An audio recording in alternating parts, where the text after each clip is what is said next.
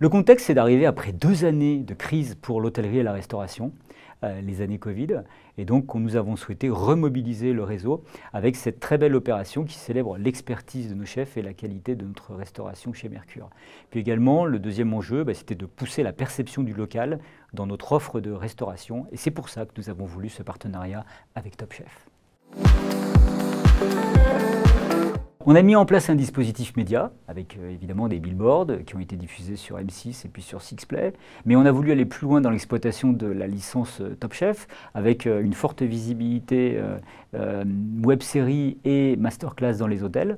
Et puis également avec un dispositif in-hôtel, des tabliers, des porte-cartes et puis des recettes spécifiques au petit déjeuner qui ont été co-créées avec les 3 anciens candidats de Top Chef qui ont été nos égéries. C'est innovant d'abord parce qu'on a voulu laisser aucune cible de côté par rapport à ce partenariat. C'est innovant aussi parce qu'on a mis des chefs qui sont des cuisinants face caméra pour porter le message de la marque Mercure.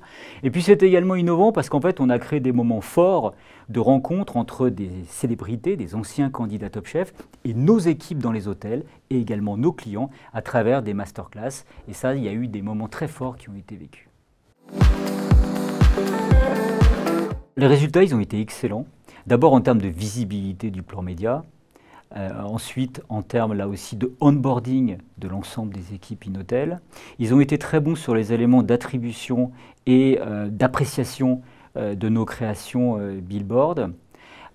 Et puis on a eu des très très bons résultats en termes d'évolution de notoriété de la marque Mercure, qui a gagné 5 points en 2022, ce qui est tout à fait conséquent.